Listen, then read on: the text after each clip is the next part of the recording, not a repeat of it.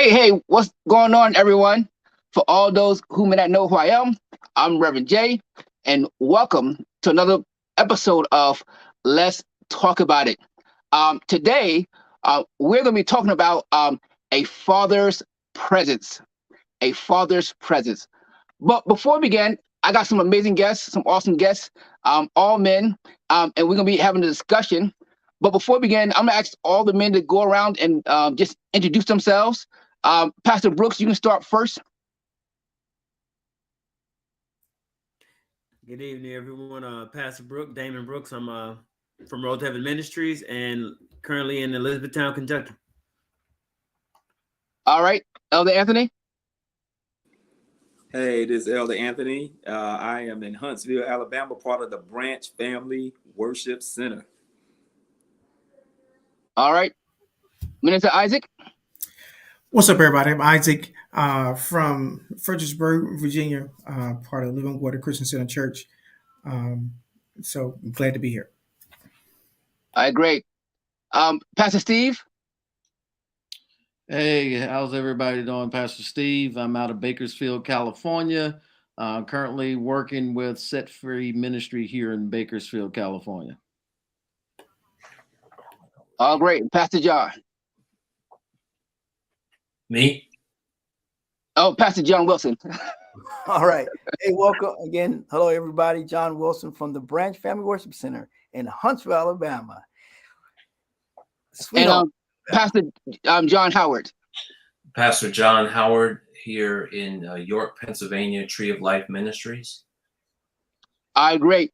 Now, believe it or not, the majority of all the men on this call are former veterans. Just happen to be that way.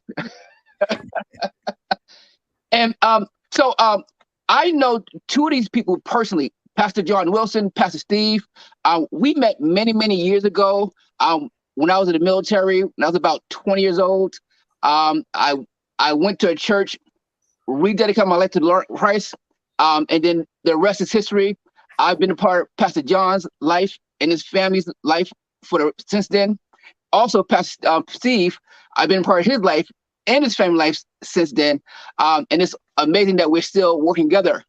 The rest of the men I've met because we all are part of this Virtue Men's Fellowship called the Gathering of the Men, started by, I believe, Pastor Steve, right? And we have it every first and third Saturday. It begins at 8:30 to 10:30.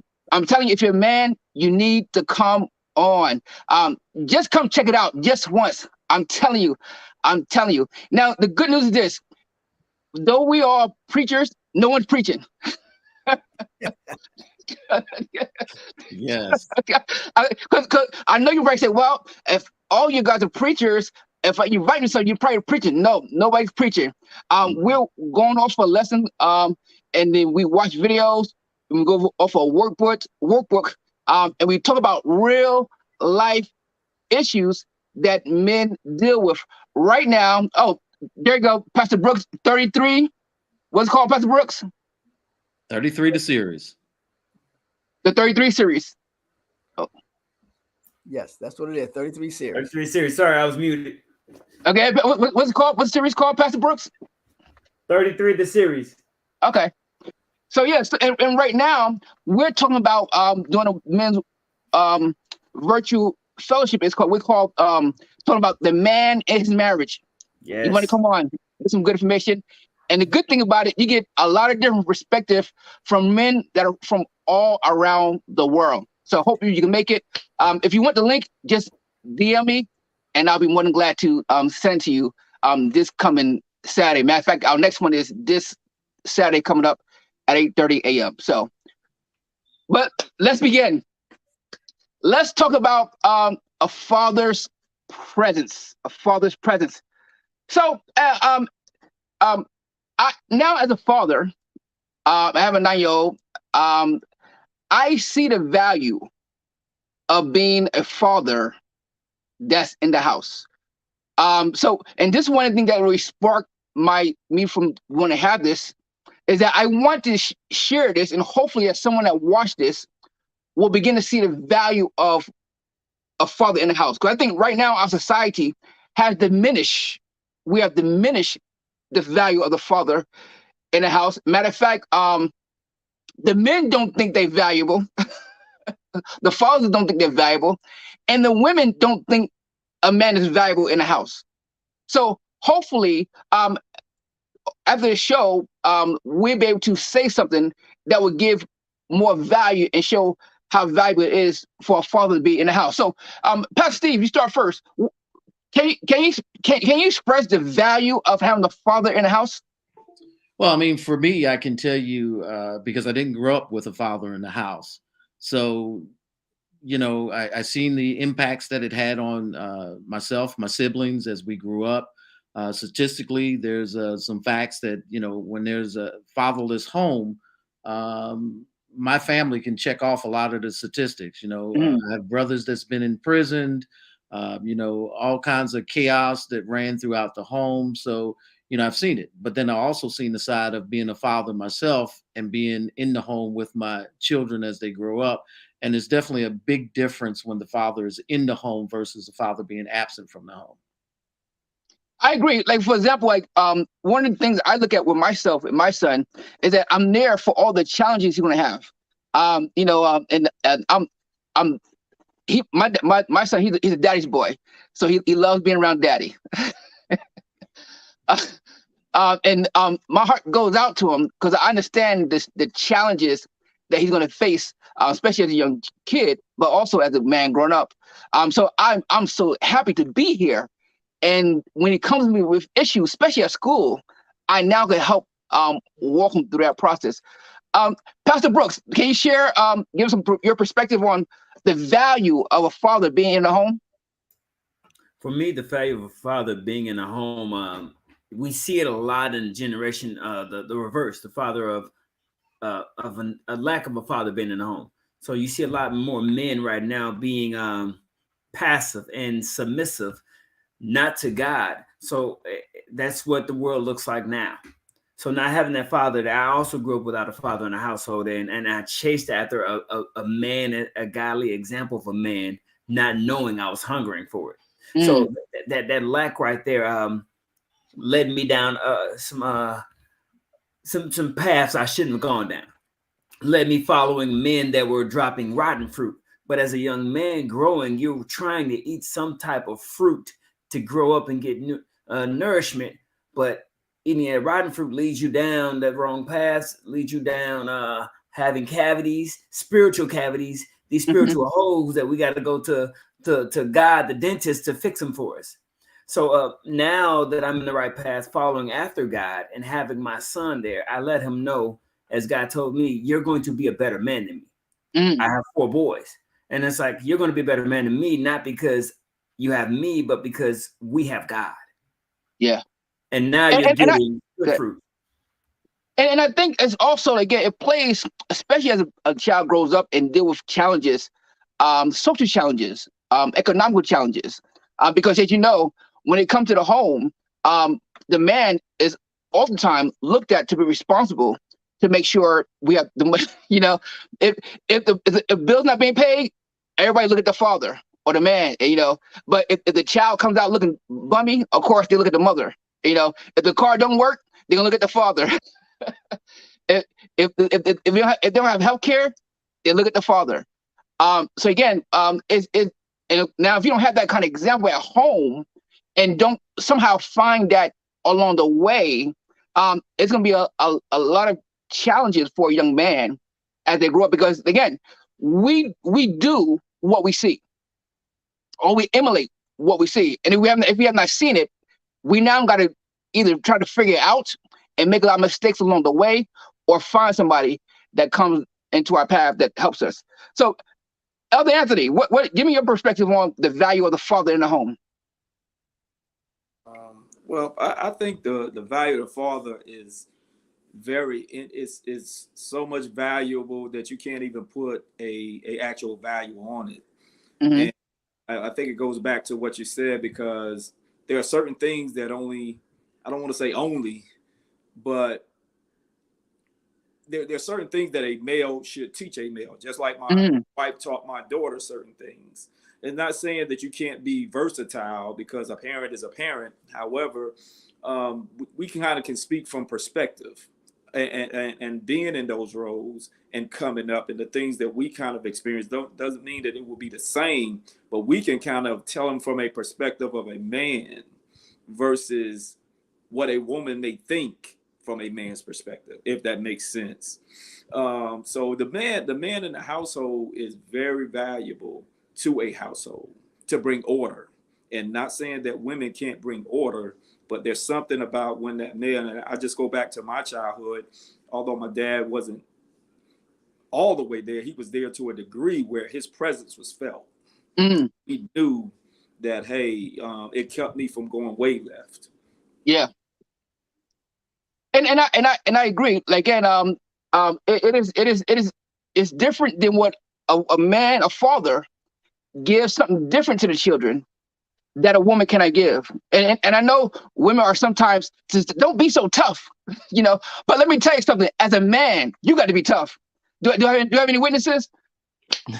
If you go in the workplace, you won't always be treated fairly. You will be looked over, but you still must be tough enough to be looked over and still continue on. And I think that, and sometimes I think our society is being coddled too much. What are your thoughts about that?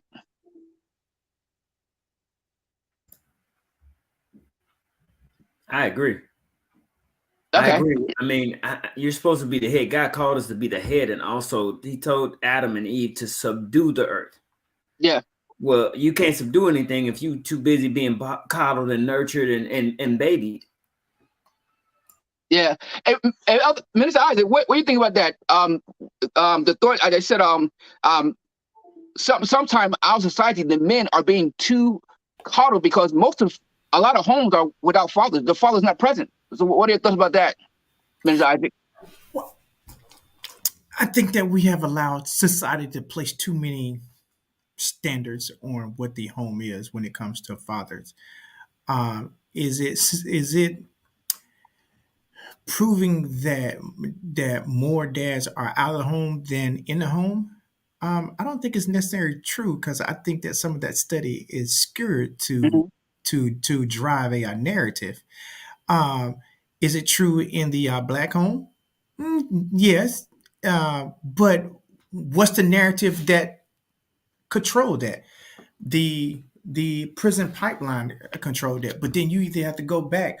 How were we separated from our families? You got to go back to the slavery times that we were Correct. trying to be separated from our family. It was the most powerful thing that the slave master did was to remove the male away from the family, because when the male was away, they knew they could control the woman and the children. So um, I do agree that the presence of a father does make a difference, especially when it comes to our son. But I want to also echo what Miss Brandy said, is that it is just as important to our daughters. I tell you that I have a daughter that was not in my household, and I can tell you it was the greatest thing that I hated about Mhm. being separated from her. And even with her mother and I back then that we didn't see eye to eye, one of the biggest things that I said to her, there are things that our daughter needs to get from me that she can never get from you. She needs to understand what her father's love is. She needs to understand that that a father is there in her corner and that he's just not a financial ATM for her. Mhm. There is so much more to me that she need to be inside the home to witness and to feel and to experience from me. And today, some of those things that I needed to be there for, I could not, or that I wasn't allowed to be there for. And today I deal with things with my daughter because of the fact that I was not present. Uh, and I'll definitely say it is one of the greatest failures that I feel that I have. But now I know that I have time to actually make up for it, and I'm doing my best to actually make up for it. But even though that she's an adult, a full blown woman with two babies, Mhm. um, I can only do what she allows me to do because now she's in her adulthood and she can, and that her life is how that she chooses it. So, but I try to be extremely intentional whenever that I talk to her. I try to be um, nurturing. I try to be the emotional dad. I try to be all of that, but sometimes it doesn't work because now she is her own woman now. So, but I definitely wanted to echo that. I agree. Now, Pastor John, also, if you can, Pastor John Wilson, I gotta make it clear that we got two Pastor Johns on the show today.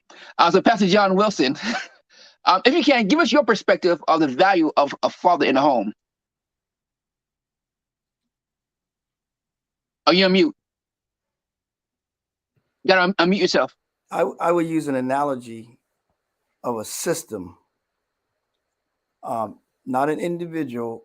And I think that's what has happened in society, in a home, where there is a independence versus an interdependence going on. Okay. And a system is composed of individual parts who work together collaboratively.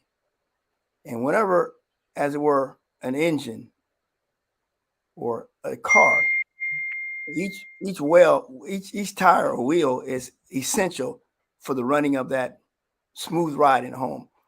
So the car has many systems: electrical system, the hydraulic system, the braking system. You see what I'm getting at? So the father, that's how essential. That's how essential a father is to a home.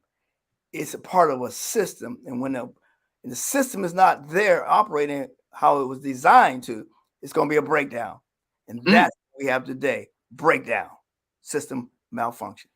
That's good. That's good. That's good. I think Brandy made another comment. She said, "Dad didn't have to raise his voice.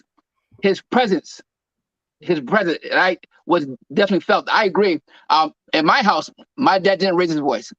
If my dad raised his voice, we knew that the next thing proceeded was a beating.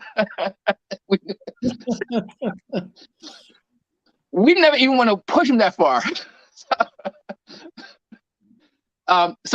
Again, you feel the father's presence when he's there, and I'm sure you feel it when he's not, and likewise you feel a mother's presence. But there's a certain distinct feeling that a child needs to feel, should experience, by having that father there, in the present. Now, also somebody asked a question, Saveda. So do you really think if a father or a mother show love and affection to their son, that would make them gay?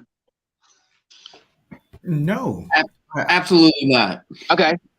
I say absolutely. I mean, I have sons, and just like my son now, 37 years old, my son still walks up to me, give me a big old hug, still shows affection, still shows love every time I greet him. And he's a happily married man with 3 kids. No, I don't believe that. Yeah, I believe what happens is that you're showing them how to be a man. Yeah. You're showing them, because you're teaching them that it's okay for a man to love. It's okay for a man. And one of the other things that we never touch, it's okay for a guy to cry. That don't make you a punk. That doesn't make you anything like that. That's just who you are. And it's okay. So my son's seen all those sides of me, and that did not make him homosexual, because of he was shown love and affection. I definitely agree. This is funny. Like, my son and I used to kiss mouth to mouth until he was about 9 years old. He's like, "Dad, look, I'm in school now. We can't be doing that." Like what? So I taught my son to be an affectionate and also emotional child. There's nothing wrong with displaying what your emotions are.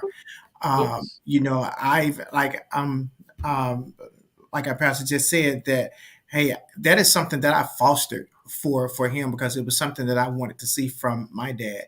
So a part of my parenting was the things that I did not see that my parents did. I tried to make sure that I instituted that into my my relationship with my children. So it's almost like, what Minister Isaac just said, some of the things that we did not get, we wanted to make sure that our kids got what we did not get. And we know those things that hurt us, those things that impacted us. So when we became fathers, we, you know, what the absence of the father, you can learn a lot of things. You can learn a lot of things of what not to do. And that's one of the ways that I raised my kids, was some of the things that I learned that hurt me and bothered me.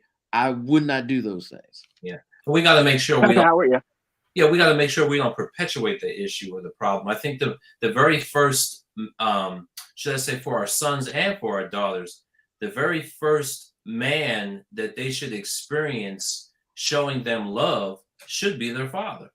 And so that absentee, and I mean, you can look at the statistics and so forth of what happens when the male voice, the father voice, is not in the home. And so, I mean, you can look at the father factor in child emotional and social well-being.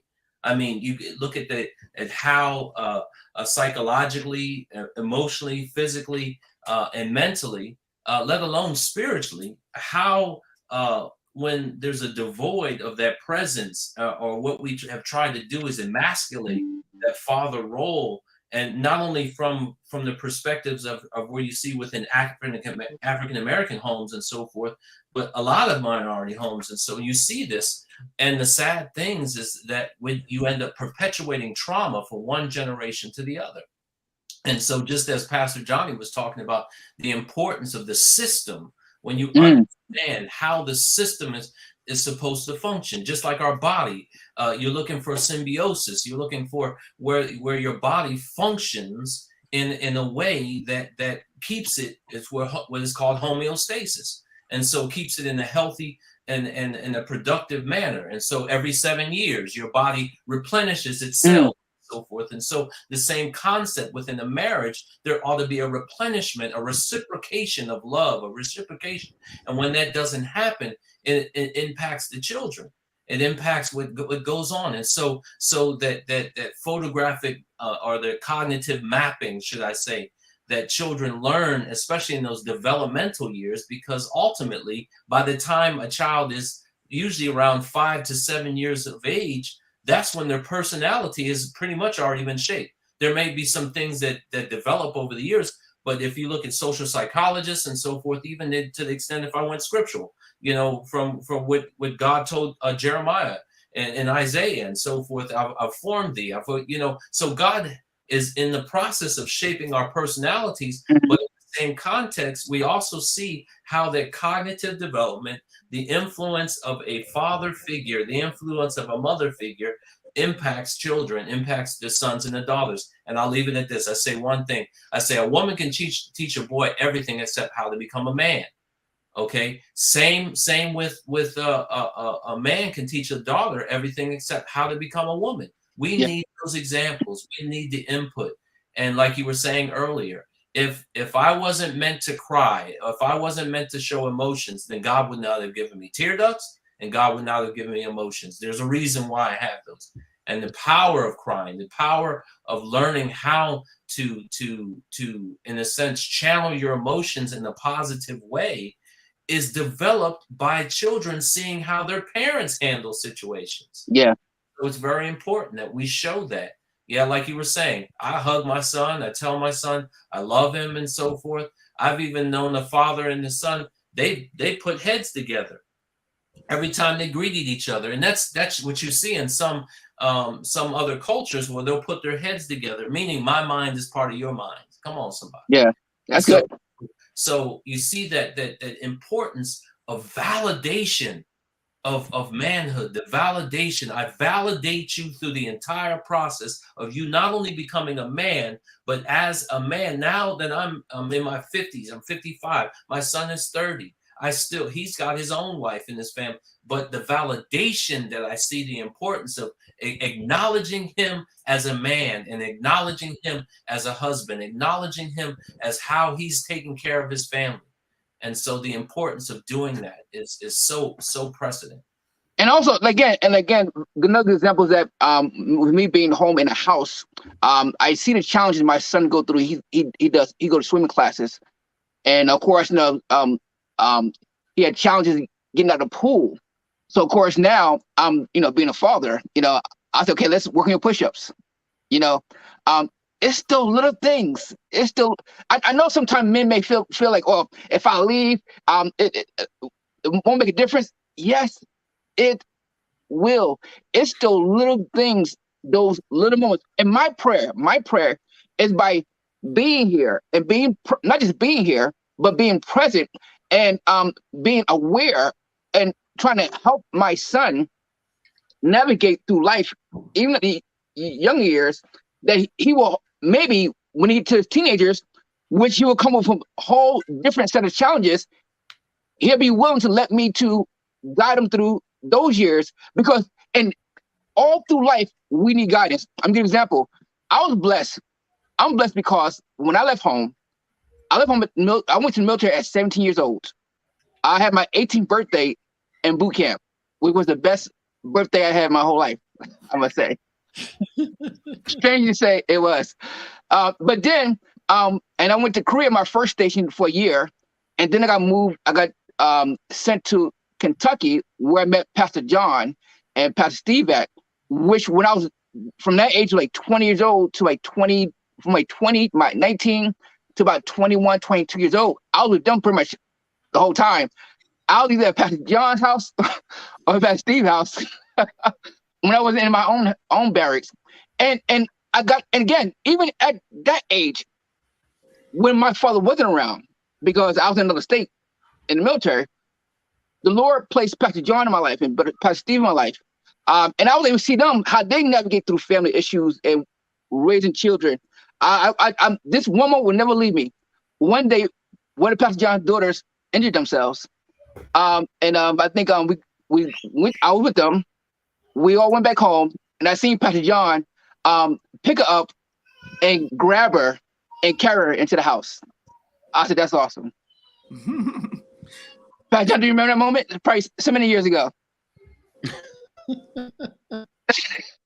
It probably not. Pastor John had about 5 kids, so it probably. I don't want to call him names because we're in a video.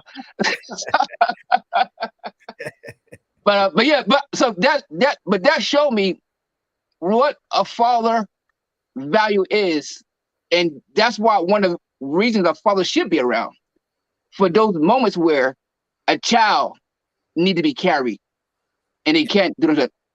Elder Anthony. And Rev J, I just got a question, just a statement really quick, because I want to go back to Minister Isaac's statement as well, because and that was really a good catch, because the value of the man is for both avenues, not just the son, but also the daughter, because once that daughter sees her father in her life, she's actually seeing an example of who she should be wanting to go after, to court. Yes. So that's very important. But also from a child perspective, from a boy and a girl, we have to understand they will one day leave the house. Mm-hmm. And I believe I shared that with our sons and daughters. I said, hey, you are more than you're not boyfriend material or girlfriend material, but one day you make sure that you understand that you're being court, that you are wife material. You are husband material, not to just shack up. But see, they didn't see that with me and my wife. So guess what? You're teaching them something, because guess what? When everything that you do in that child, and I mean the father, which is the head of it and is orchestrating everything, and the helpmate of his wife is right there with them. It's a role that you have to take very seriously and very important, because children learn very fast. Yes. They learn very fast. And believe it or not, you may get a 1 or 2 year old that's watching the house and how mommy operates and how daddy operates. And they do it at such a younger age and understand it now. Oh, yeah. More than we did. We may have played house, but now they're really live in house. And it's being inputted into them. Well, I'm giving another example. For example, I have a business, so I have the option to work from home. But a lot of times, I go to my office because I want my son to see that I go out the house every day. I don't want him to think that I sit at home and I play video games and bills are paid. No, I actually go somewhere to make money. Now he knows that, because I take him with me sometimes to my job and we work together So he knows that daddy has a job that he goes to, and then he leaves and he comes home, and that's that lesson I wanted to get, that you need to leave that house every morning and go get something and come back home. So again, you're right. As the man, and the reason why I'm doing this show is because I want the men to understand you are valuable. Your children will following your lead. If you give up so easily, guess what? They will too. Now look at this. Look at this.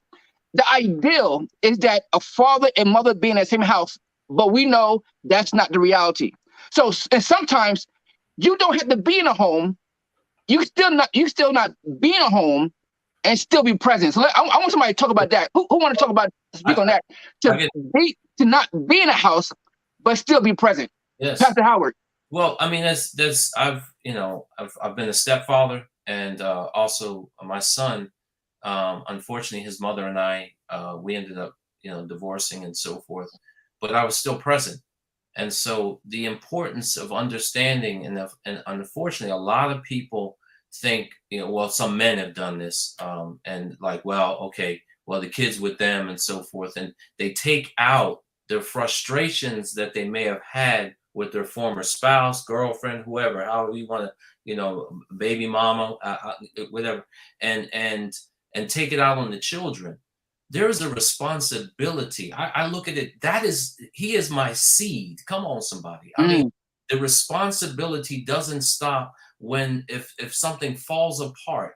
What happens, you have to at least extend your presence. Accessibility. I don't know. Some of y'all may follow Star Trek and so forth. The previous ship with Captain Kirk, they can only have the shields on the ship itself, right? But the newer version, the Galaxy or I forget class ship, is able to extend the shields onto another ship. So if there's something out there, it could or should I say, extended shields out further to keep that other ship that is not the mothership protected. And it's the same thing that we have to do as fathers, even though we may not be physically in the home. They need to know us. Come on, somebody. I believe it's my thing is not to be seen. I need to be seen. Okay, my presence, so that when there's a residue of that I was there. There's a residue on. So just like when God passed by Moses, there was a residue. To say God can give us that same ability when we submit to Him and understand the importance of our role, that there is a residue of our presence. There's that my son knew that he was a Howard man. Come on, somebody. My son knew that there was a standard and so forth, and that his father ran marathons. His father did all kinds of other things, jumped out of airplanes, did all this, not just to put it in, but he understood that my father is a compassionate man. My father is a warrior, a prayer warrior, as well as a natural warrior. My father is one who is a man of integrity and character, and doesn't have to sit out there and boast. If I got to walk around and tell people I'm in charge and then I'm probably not. In charge, yeah. They're the same. So my presence says volumes, just as a process of showing him, in a sense, this is how you carry yourself, son. This is Let me interject real quick. The question is, what you're talking about right now, why do so many men not continue to father their children if they're not in the home? Your relationship with your child's mother should not affect your relationship with your child or children. That's good. Anyone else want to speak on that? Want to speak on that? I wanted to jump in on that, because one of the things that when I read that question, it goes back to your point, Reverend J. The men are not understanding the value and the impact that they have on their children's lives. And because they're not taught that they are value, and even though you're not there, you can be there. And because they're not taught that, and they don't see this impact that's happening to their children. And again, you do have some men that was brought up in that same environment themselves, and because no other man took them aside and grabbed them and said, hey, look, you have value and you need to be part of their lives. And that's why you see this thing repeating itself over and over again. Right. Understanding that purpose and destiny, and also speaking the greatest gift that ever could have happened between that, like I often say, the most awesome and greatest gift, and a beautiful thing that happened between my son's mother and I is him. Mm. And talk about how awesome he is as a person, and how awesome and the gift that God has given me and her through that process. And so I think in understanding that every child has purpose and destiny, and there are no accidents or mistakes or whatever, and so I think the importance of saying that. Pastor Brooks?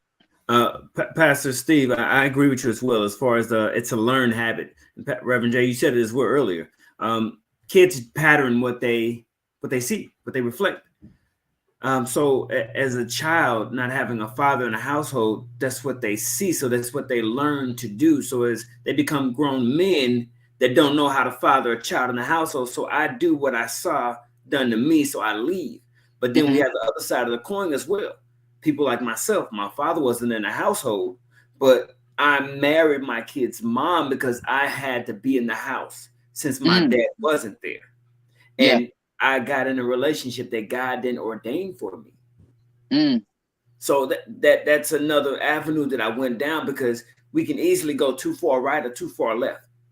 God is the center. If he's not the center of the head, we're going to either go too far right or too far left. Both sides of that spectrum can lead us off course and lead us following down, setting a new standard, also a new set of generational curses. And see, as men, as fathers, we, even as Christians, we don't believe that we see the generational curse we're dealing with, but we don't realize in our kids that thing multiplies and duplicates into something else. We saw that in the Bible several times over. So we got to remember that as men, we have to be following after God. We have to be the first to submit in our home, which then we lead our wives to follow after us and our children to follow after all of those examples. But if we're out of alignment under God, then the whole ship fails. That's good. Anyone else want to comment on that? Okay. Yeah, I just want to touch on that one, because you think about that, and it just takes in my mind, because can you bring that question back up? Because I want to make sure I read it to its fullest. Why do so many men not continue to father their children out if they're not in home? And I think the scope on that is wide. It's very wide. Yeah.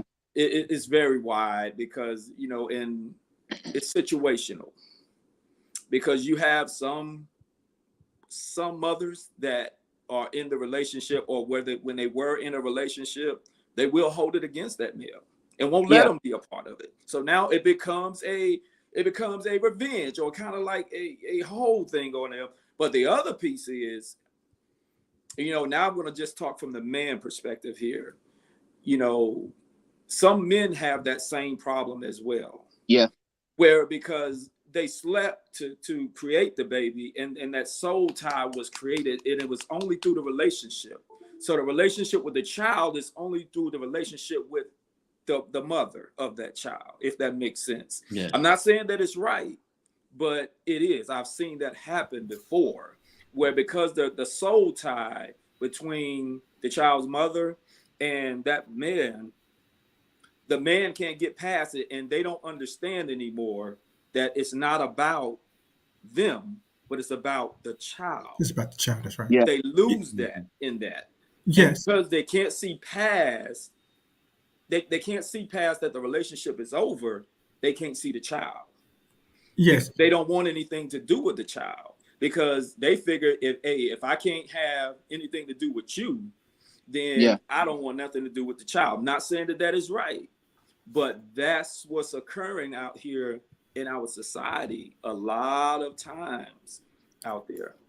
Yes, I definitely have to agree with that, because when it came to my daughter, no matter what reference of substance I gave to the need that my daughter need to be in my life more than just the weekend, more than just in the summer, she needed to have that extended time with me. I understood then, whether I knew how to do it, but I understood the power of the father being inside of the child's life. Now, my experience came because I saw what my dad went through. And I know how he felt about my oldest brother not being in the house. Mm. I can definitely say one of my greatest regrets that I did is that I asked my mom for some advice. And she said that I don't think that you should take your daughter's mom to court, because if you win, you're going to create animosity between the daughter and you. Mm. I say that that was the worst advice I took from my mom. I should have stuck with my heart and did what I felt that I needed to do for me. But I went to my mom for her for her wisdom, and I got the opposite. So, but I knew the importance of why my daughter need to experience me being actively in her life, and like I said, more than just a weekend, and more than just the summer.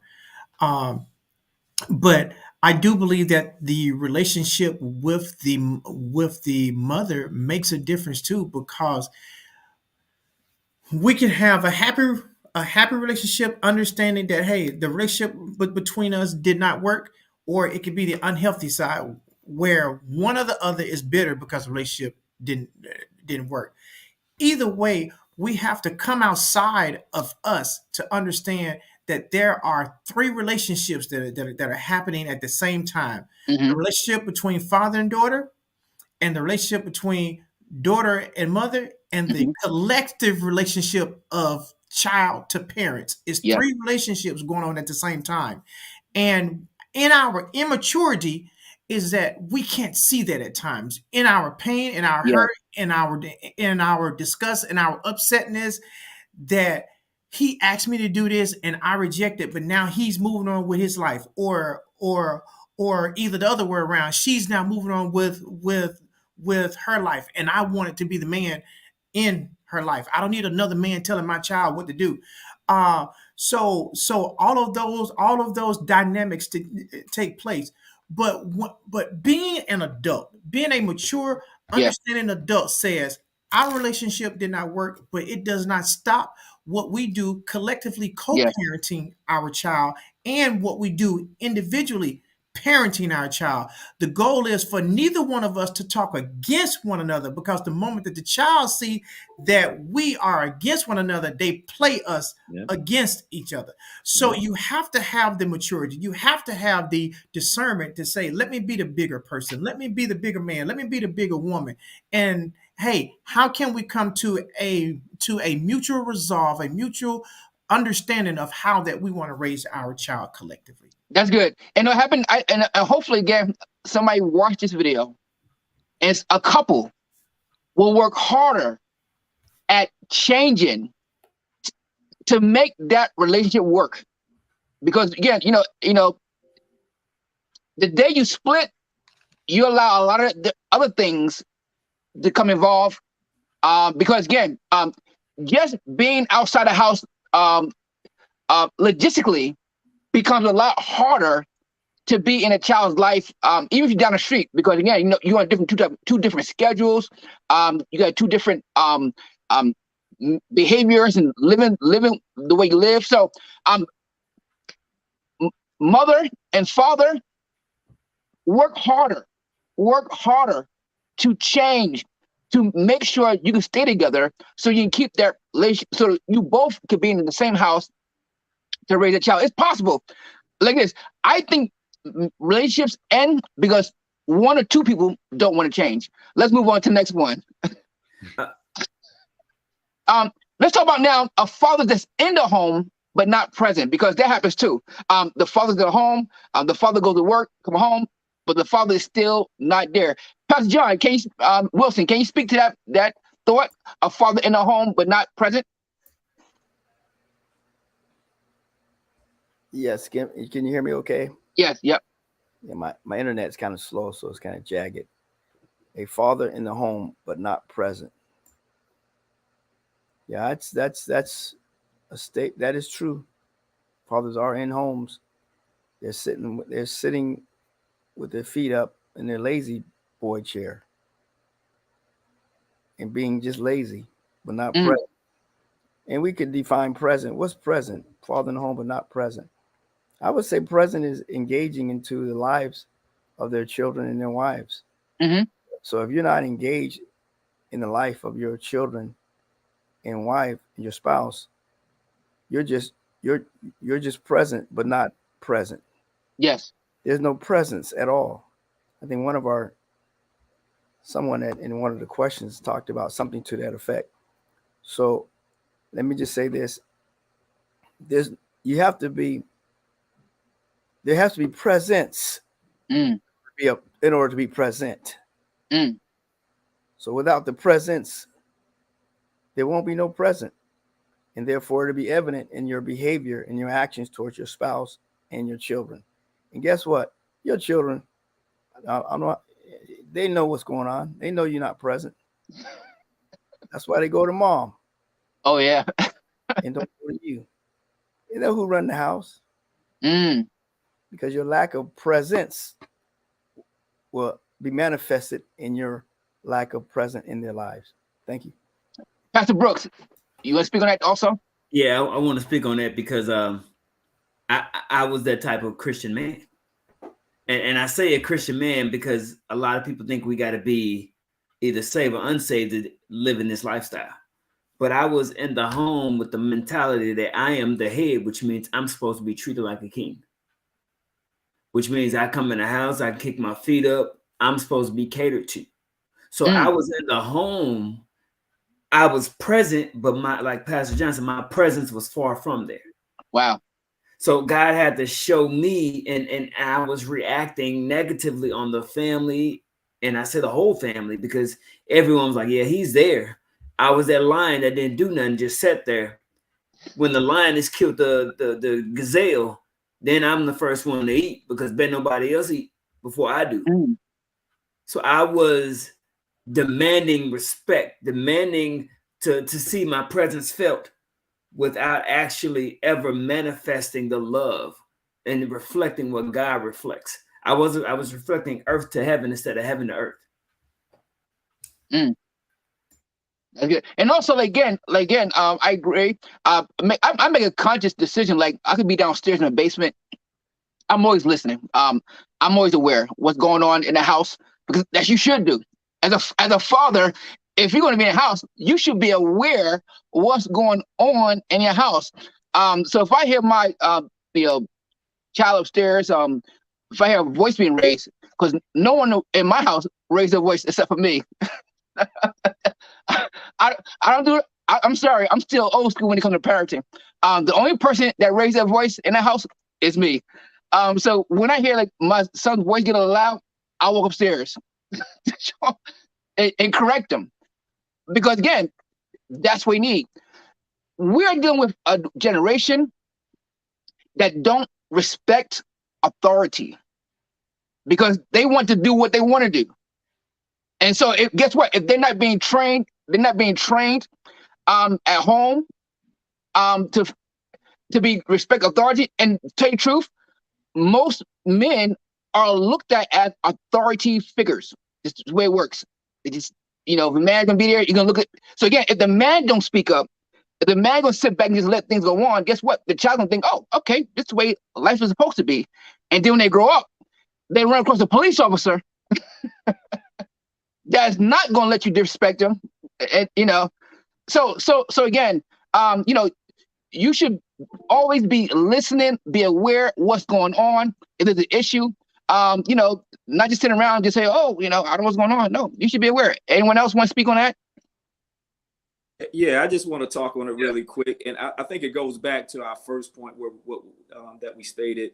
See, when you just look at, a lot of us are a little bit older, and a lot of us came from where our parents that Leave It to Beaver age, where they showed you on TV, dad works, mom is the one that does the homework, picks the kids up from school, cooks the dinner, and those things. However, that's what some of us learned. So as we grew up, we said, that's what a man in the house it's supposed to look like. That is the role. However, that I think it went too far, because we have to realize that was good for that season. Yeah. But now we're living in a new generation, a new season. And it doesn't mean that all those roles and responsibilities are, have gone, but what it does means is now, as a father, you need to be a little bit more participative in that generation. So if you're going to ask mama to go out and work, then hey, you better be prepared to go in the kitchen and clean. You better be prepared to go and help with some homework. You better be prepared to go and take them to some soccer and basketball games. You better be involved in those things, because don't expect the woman to evolve to bring income into the house, but not be participative in the house. Well, I would go further and say that whether the mother's bringing income in the house or not, you still should participate. You should make time. I agree, but I'm just saying that's the role though that a lot of men that are taking, because as we, a lot of men are taking this on and saying, hey, that's your role. Some men say, hey, I expect you to work and you still got to do all your housely duties, and I still sit back. But that's not a good role, and some of us have learned that. Wife is out all day long. I'm just saying, woman, we talk about in the house. You got mom and dad in the house, and dad won't even put on a pot of franks for the kids until mom come home. Right. But see, that's a bad culture that now you teach your children. You teaching those young boys that are coming up. You're teaching that young daughter that comes up that, hey, I can allow, this is what I'm looking for, and this is what I'm supposed to do. That's good. That's not the case. So you have to be careful what they are witnessing and what they are seeing in the house. Yeah. Pastor Howard? I think one of the things that's the saddest thing is at our worst, we're dysfunctional. At our best, we're broken. And when we understand the perspectives of what a leader, I look at leadership in that perspective, and we have a lot of people who they don't understand the importance of servant leaders. A servant leader is one who serves and leads by service. Instead, we have a lot of leaders, even within the home, who expect to be served. And so when I understand, I'm supposed to be the first partaker in the servitude. I'm washing my children's feet, washing the household's feet. I provide the security of the home. The wife can give the virtue and so forth, and understanding the heartbeat of what's going on. But ultimately, the clear understanding is that the first person that should be serving should be me as the man, as the husband, as the father. And the importance of showing that servant attitude, because we have a lot of people who are wanting to be in the position, but don't understand the mission. And so when you have a lot of people that are focused on, well, I'm in charge, I'm going to be in the position, but do you really know how to lead? Because in order to lead, you should have followed for a while, or you should have known what the importance of. I learned this as being in various positions of authority, because when I was a battalion commander, or when I was a deputy brigade commander, if I asked a question, it generated action. So my staff was trying to find out what was going on, especially if a general had asked, and now all of a sudden I'm asking this question. To answer that question, it generates action. And so one of the things that we have to understand is that generating action within the confines of the family, I should be the one who is the actionator. That's not a word, but I mean the one who involves the action process. Yes, I agree. Explaining to them how these roles and as they develop as children, as they develop and start to see, and understanding that the roles can shift. And so just like you were saying, okay, mom's gonna be home late tonight. Yo, check this out. Here's the grub. I done fixed it up. Knowing how to do these certain things. And so, and I'm not less of a man because of the fact that I can go in there and bust some suds, or I can throw up some grub, or I can sew up something, or you know, I can do my daughter's What- hair or whatever. So Yeah, what I think what everybody's saying so thus far is that we need to be giving our children a picture of a wholesome role. Not just not just the father. I go to work, I go home, and that's all I do.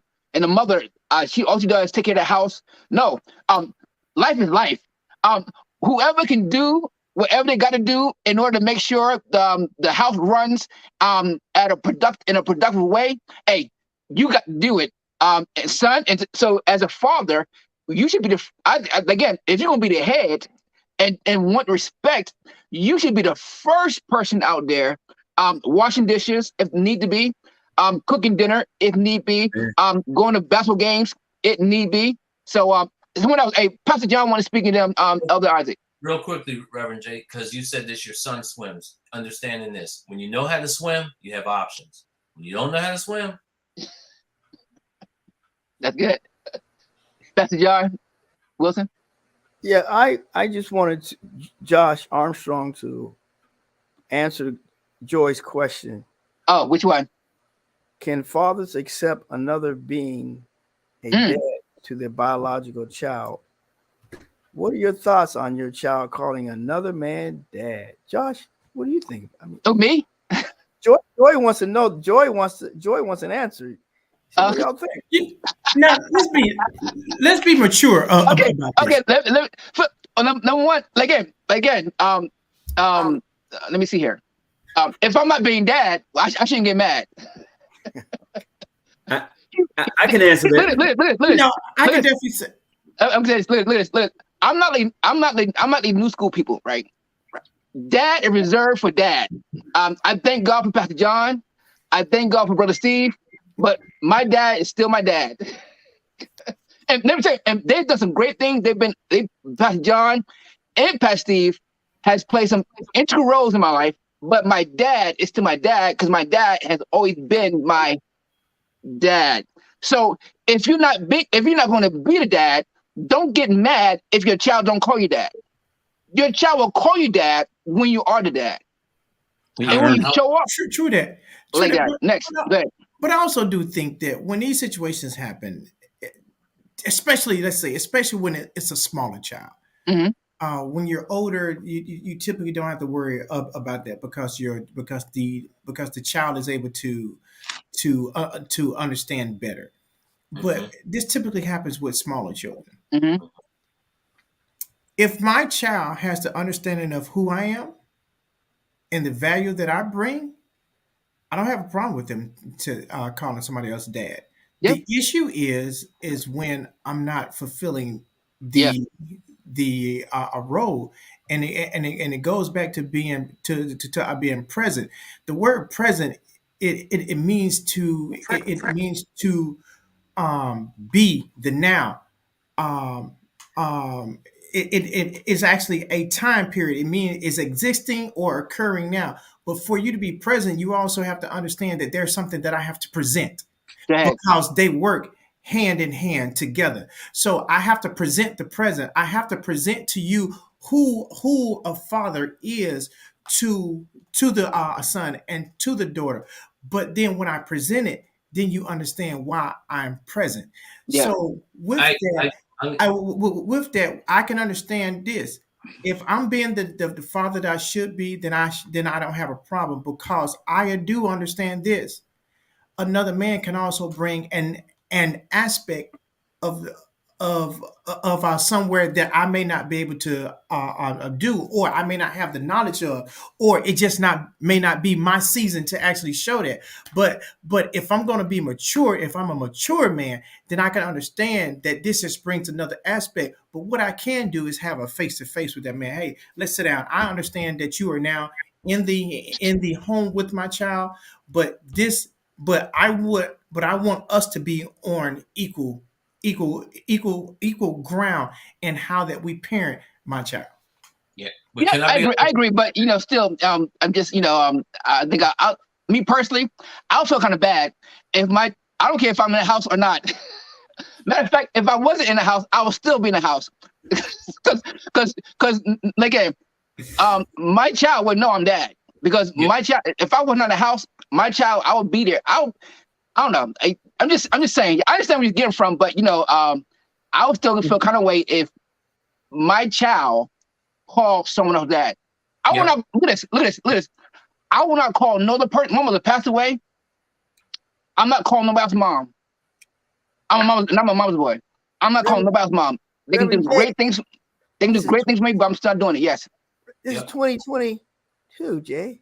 I'm sorry. I'm sorry. But I'm like, Look can I give you an example? Because see, this is this same situation you're talking about, and I'm sure Pastor Howard will go there. I actually have my two oldest daughters, which you guys know, Pastor John. I'm not their biological father. Yeah. But they will fight you if you say that I'm not their dad.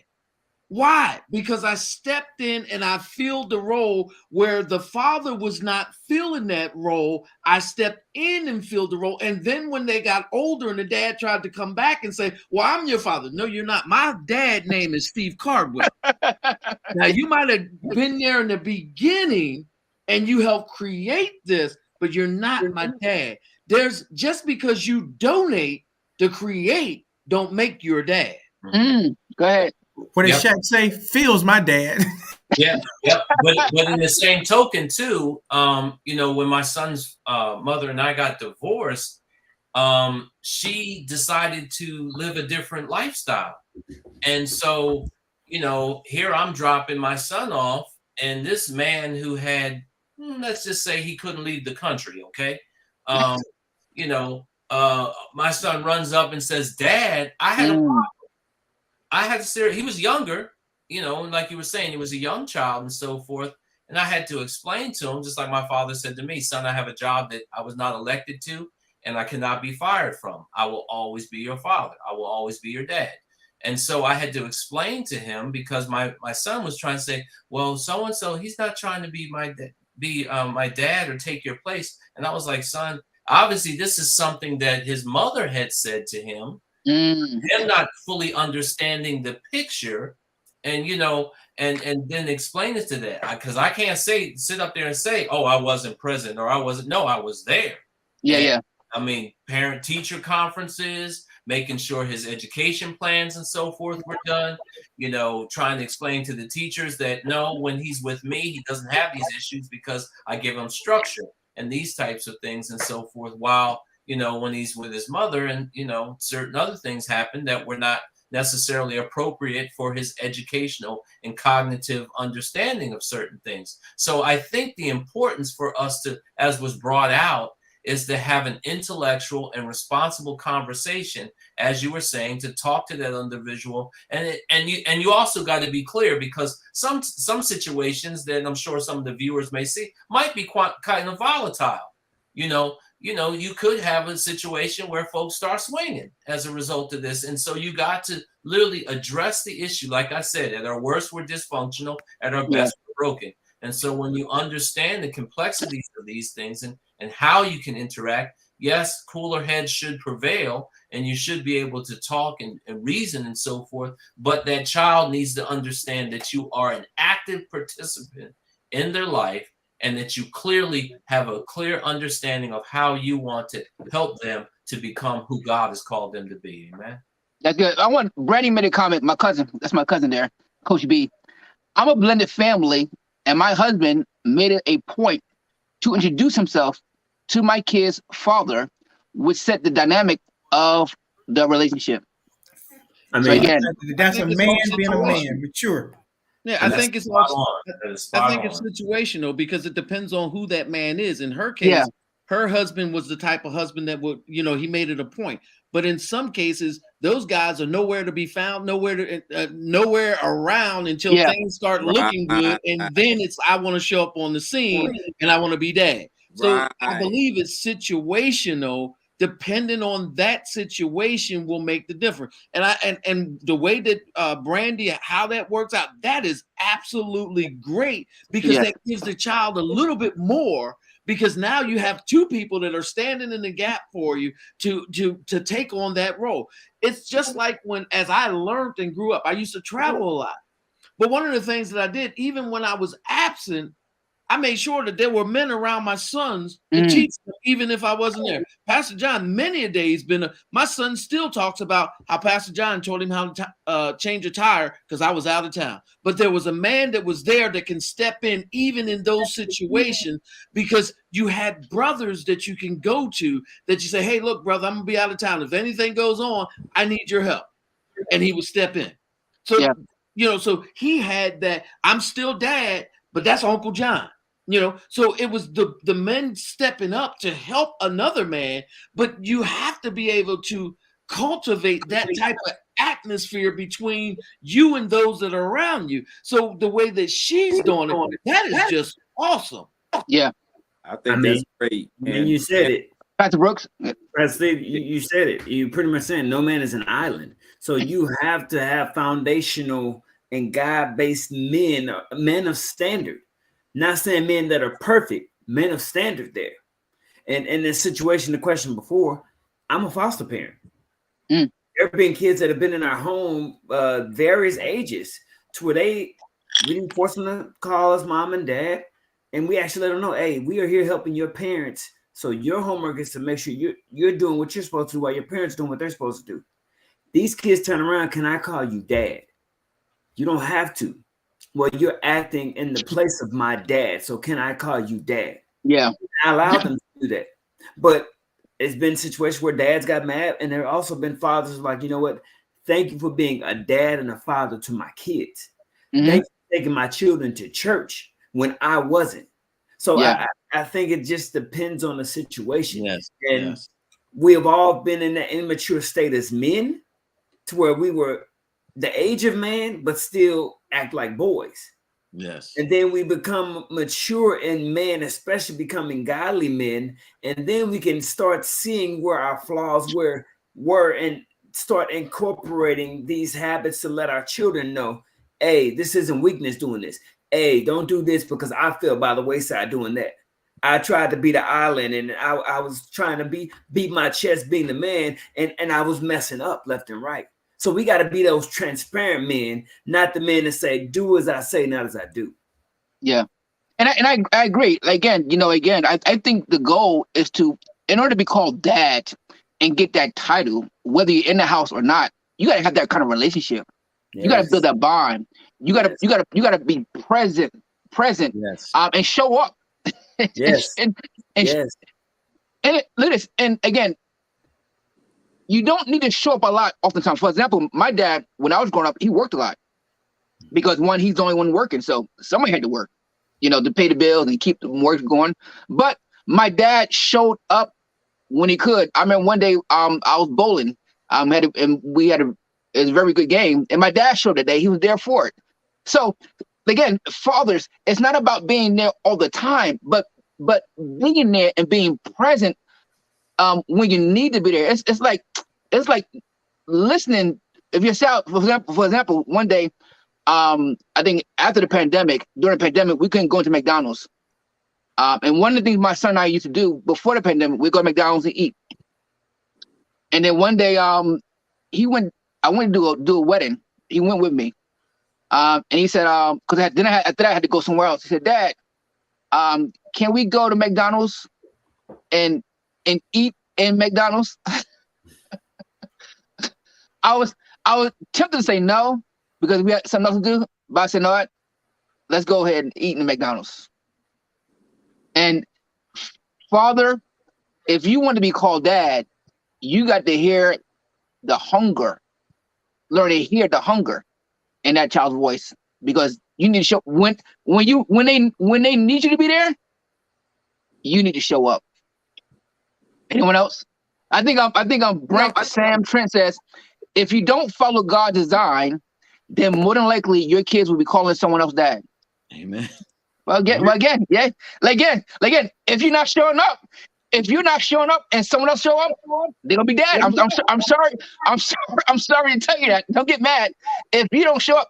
Just like this, if you're the boss and you don't show up to take care of your workers, guess what? They'll call the person that shows up boss, and you'll be the one, another person. So that's the way it works. That's John. Let me say, Hopefully you guys, brothers or men, are okay with that. Someone else calling your child dad, or your child calling someone else dad. Hopefully you're okay with that. I'm okay with that. You know, I have my children who are grown call other men dad. I'm fine with that. They'll call Pastor Steve Dad Steve.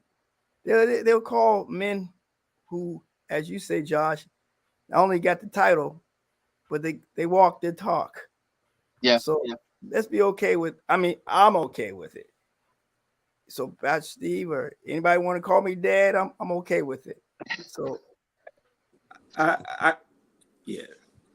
I'm kind of along the lines of you, Pastor John, because it's almost like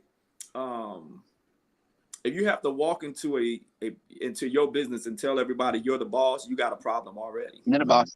You got a problem already. So if I'm doing what I'm supposed to do as the natural birth father, I should never be, what's the word? I want to say, I shouldn't be intimidated, right, by or insecure another male figure, which, because there's relationships out there where, again, and I like what Miss Brandy said. There's a lot of people out there with blended families. yes, Yeah. They're blended. So I believe the Bible says two are better than one, and you better realize that it takes a village to raise children. I remember back in the day where, guess what? If I'm out of line, hey, Miss Susie up the street, my mom may not be there, my dad may not be, but guess what? Miss Susie got they back. Mm-hmm. And guess what? They have the ability to tell me, you better get back, you better get your butt on that stoop, or you better get in the house, or you better get away from that. And guess what? When my parents did come home, they're gonna go and tell them about it. So I got two butt beans coming, because that was the village that was there. And that's the same thing, and me too as well. Blended family. I never told my kids to call me dad. Mm. yeah, But guess what? I right. never told them to call me dad. But guess what? I let them make that decision. But for me, because I was married to their mother and I was in a relationship with their mom, guess what? I have a problem with the word step. I don't use it. Guess what? Don't use it. It's almost like I alienate you or put you in a different class. Yes. So that's why I've never, every event, even when I was with my wife, every event that I go to, I don't have stepkids. And my kids are, I always told them, I don't have stepkids. I have kids. I have kids. I have children. When somebody asks me how many children I have 4 children. I have 4 children. I don't have 3 and 1. I have 4 children. And guess what? They love it. They loved it. They've always loved it, because now they're adults now. They've been out the house. We empty nesters, but they always, hey Dad, what's up? Hey Dad, what's up? Hey, I never told them. They did it on their own. Yeah. Because guess what? They understood the role that I was fulfilling. But again, I agree, and it goes to the fact of fathers, that if you want the title, you gotta do the work and show up and provide that relationship with those children that they want. I want to Joy. My sister has a question. What happens if you personally don't like the stepfather, or if you don't agree how the stepfather is raising your child? That's a good one. Anybody want to take a stab at that? Yeah. So I take a stab at it. I mean, if you don't like the guy, I mean, first of all, the question is why? I mean, what's the real issue? Is the issue the guy, or is the issue you? You know, is the issue that you're concerned that he's stepping in and doing something that you're not doing? That's why you have an issue with it. You know, but if it's something that I don't agree with, how the stepfather or whatever, you know, that term, that something is going on, then that means that I probably need to have a conversation with him and the mother and just talk about what the situation is and try to correct that situation. That's what you do. But, you know, have the conversation, and, you know, like I said, if you don't like the person, why is it? Examine yourself. Why is it that you don't like this person? Now, if there's somebody that's physically doing some harm or damage to, that's different. But if the person is just there and you're still hung up on his mother, and that's why you don't like the guy, then you got your own issues that you need to work out. I'm a firm believer of prayer. Prayer changes. There was a situation where my kids' other parents, their mom and their other dad, I never called them stepdad or stepmom, your other parents. So I let them know where my other parents were mistreating my kids, my oldest, and my daughter told me. So I had to let her know. Parents aren't given a manual when you were born to where you flip you over, open your back, and get that manual out. This is what we do. So we make mistakes. So just like you make mistakes, we have to show grace. We have to ask God to develop them into the parents He wants them to be, regardless if it's mistreatment or not. If my child is being mistreated and I go get a gun, I go get my fist and beat that parent up, now I just show my kids how to handle situations outside of God. Yeah. If I'm the head of the house, being the dad that God placed me to be, I have to show restraint, also show grace and show love. And one thing I had to tell my son, he had a hard time with this. He was seeing it from a different perspective, and we got to realize and see from a kid's perspective. He's 18 now, but he was like, when he went to his other parents, he wouldn't call. So I had to have a man-to-man conversation with him. Hey, all four of us are your parents. He was seeing it from the perspective of he was holding on to both sets of parents. If he let one go, then he would lose one. But I had to let him know, son, you're looking at it from a different perspective. It's your mom and your other dad and me and my wife holding on to you, not you holding on to us. Yeah. So being able to talk and articulate to him and explain that to him that the perspective was different. It's flipped. He was able to release a little bit because that was a weight on him. And I thank God that he put it on me to forgive my dad for the things that he did. Because in forgiving my dad for not being there, it allowed me to teach my son when I was in a position to where I was separated from my kids. That's good. Can I comment on that? Yeah, go ahead. Because again, personal experience is the best teacher. Because I can tell you, listen, when me and my wife got together, my daughter's mother, she couldn't stand my wife for no reason, and it was because she still wanted to be connected to me. But I had moved on, and this is I would tell you what worked for me, because while I was trying to be the peacemaker between the both of them, that wasn't working, because she was calling the house talking all crazy at the time, and it would make my wife upset because she looking at me like, hey, you're not defending me. I'm just giving you my situation. So I had to come to my senses, and one day I had to tell my baby's mother, hey, we need to have a talk. Hey, look, it's about our daughter. I will not have you calling my house and disrespecting my wife. I said, we can come together, because that wasn't my wife's role to go to her. That was my role. Yes. That was my role to do that. Yes. It had nothing to do with my wife. That was my role, because although it was to put everybody together, I had something with her before I had my wife.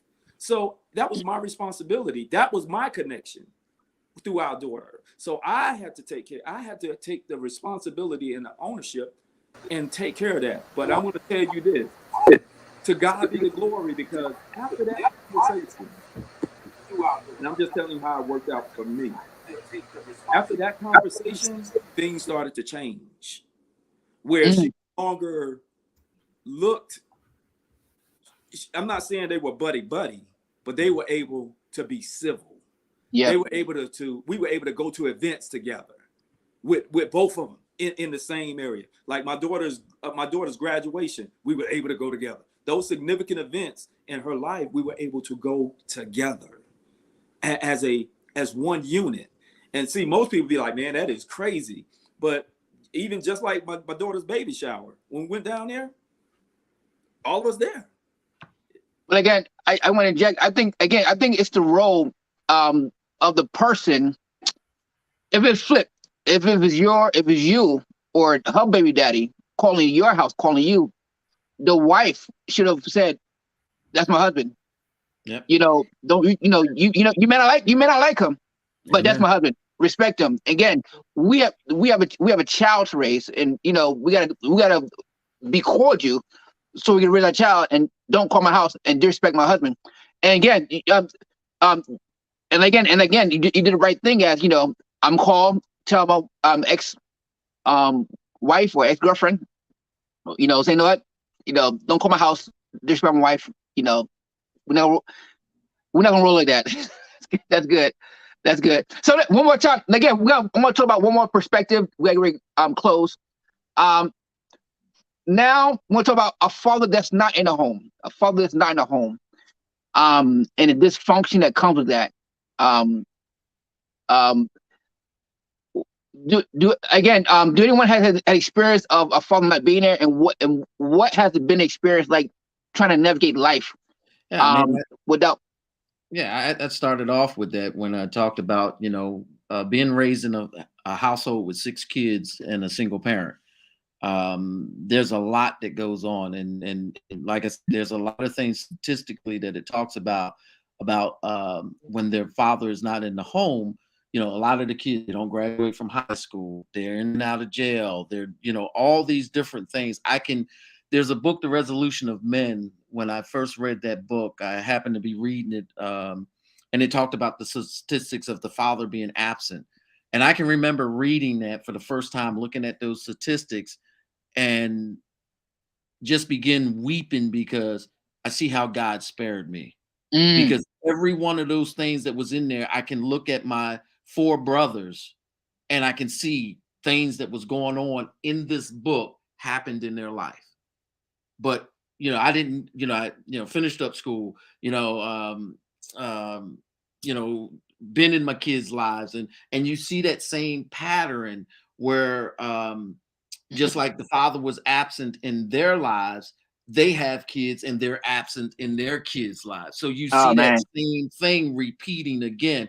And I heard somebody said, and I think it was Elder Anthony, where my next to the oldest brother, he only wanted to have a relationship with his daughter if he can get back with the wife, the former wife. I mean, for years, she grew up without him being in life. They they came to Philadelphia to come visit him just so she can get to know him. She was an adult then. And his only thing was, what about me and you getting back together?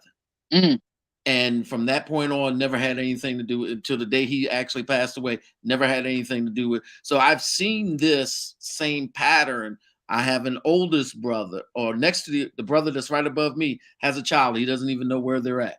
My youngest brother, he has 2 children that he's part in their lives partly, but because he's doing just a little bit more than what our biological father did, he thinks he's a super dad.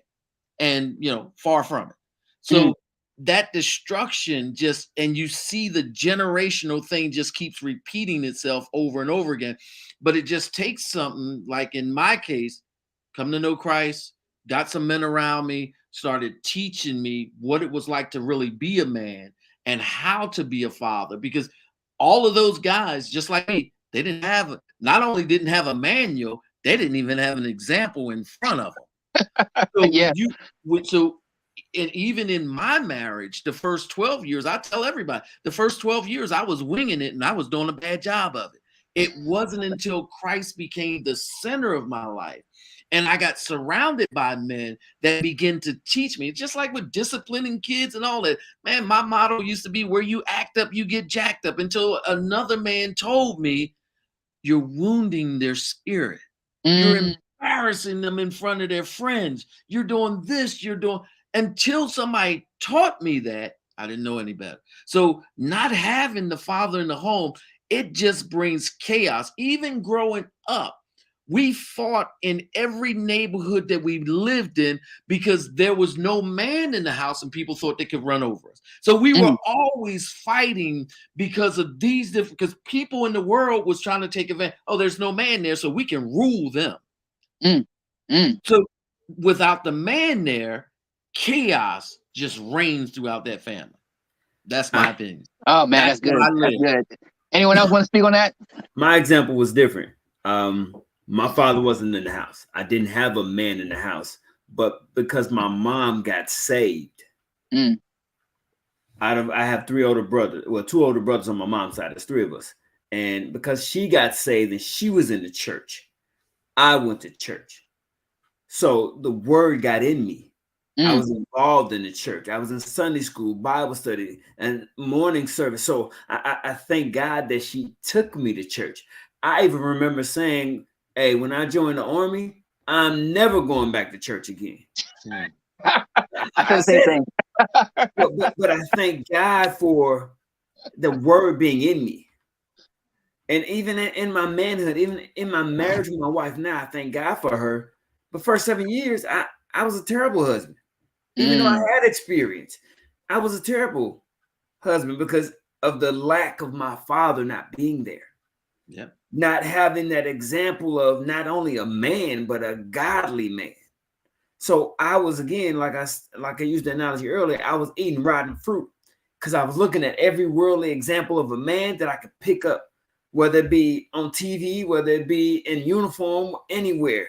And I was trying to duplicate that in my own life. But until I found Jesus, that's when he started to change things. He started giving me good fruit. Even though I got the good fruit, it was a learning process. There was a time where I had to put down that rotten fruit because I would look at both fruit like, nah, I don't want this good stuff. I'm used to the old stuff. I'm used to the rotten fruit. I know what it's going to do. But I had to come to the realization that this nutritious fruit, this healthy fruit, was going to sustain me much longer. So I thank God that my mom found Christ and I got to develop a relationship with Christ going to church, even though I didn't like it. Yep. And I want to say this to the fathers. Your child is a mixture of you and the mother that gave birth to them. They're going to, believe it or not, some of the same challenge you have or you had, they will have. Amen. And the worst thing to do is to let another human being you brought into this world to go through the same struggles that you went through and not assist them to get through it. My son, right now, he's working on doing some public speaking. Yesterday, he said, Dad, he called me on the phone. I was on my way home. He said, Dad, when you get home, can I practice in front of you my speech? And my eyes lit up because that's one of the things I do. And because I've worked on speaking and how to speak and all that good stuff. So I felt great to be able to be there and to say, hey, Josh, when you speak, do like this, say this, because I know how to do it. I'm pretty good at it. So I mean, fathers, to be a father, which everyone don't get the opportunity to be, is a great, great, great opportunity to be able to pour back into another human being and to give them a better chance than I. Now, I'm not gonna say this. I'm not gonna say that if you're in the house, your child will be great, because when the child grows up and leave, they got to make their own decisions. But let me say this. There's a story in the Bible with the prodigal son. He left the house. And the Bible says he took all he had from the house and spent it. But because he came from a good house, he knew what a good house was like. And then the Bible says he came to himself and said, what I'm doing here? So by you being there and being a good example and demonstrating what a father should be and what a man should do, you're giving them a chance to either, if they do get in trouble, make a change in their life and go the right direction. But again, if you're not there, it's pretty much like a coin toss. And what would happen? What happened? And I think that's a bad story to tell, that you brought a life into the world and you did not give it a fighting chance. You told them, you pretty much said, "No, what? You figure this out on your own." Anyone else? Anyone has the last comments on that issue? Great. So again, we're going to close up. I'm going to ask everybody to give some last words about the father being in the house. Virtue, Pastor Steve, last words. I just say anybody that's listening, that your role is very important in your kid's life, and you need to step up. If you haven't been stepping up, you need to step up. If you don't know how, find a man that's doing it, and ask them to show you what are they doing, and get somebody to teach you the right things that you need to do, just like somebody taught me. Good. Ms. Isaac, last words. Last words will just be present whenever you can and however that you can. And if that's limited, make sure that the limited time is quantifiable time. Good. Pastor John, last words. Josh, keep on doing what you're doing, Reverend J. You share a lot about your son and your relationship. That speaks volumes to all of us and to those who. Great job. Pastor Brooks, last words. The Bible says you have not because you ask not. So if you want to be a good father, ask God how to be one. That's good. Elder Anthony, last words. Hey, first of all, thank you for having us on tonight. I think it's an awesome topic. Thank you so much. Thank you for having us on tonight. Thank you for being on. Definitely a pleasure. And last but not least, maximize your season. Maximize your time while you do have time to be a father, and maximize it, because they're going to grow up and then they're going to go out into that world, and then they're going to, what inheritance you give them to leave with. Great. Well, one of my last words is this: hey, fathers, this will come upon the holiday season. Guess what? Your presence can be your child's present this year. So if you can, show up. Once again, if you, like I mentioned earlier in the show about the Gathering of the Men that takes place on every first and third Saturday at 8:30. If you wonder how it's like, it's just like this. That's what we do. Just what we do. I mean, we get this. So if you want to experience this again, come on and join us. There's a link in the description box. If you click on it, you'll sign up for a form, and then I will text you the link to the Gathering of the Men on that morning. But once again, I want to thank you all for Pastor Steve, Mr. Isaac, Pastor John Wilson, Pastor Brooks, Elder Anthony. Thanks for being my guest. Prayerfully, somebody watch the show and be inspired to be a better father. Other than that, this is Let's Talk About It. I'm Rev J, and I will see you guys later. God bless.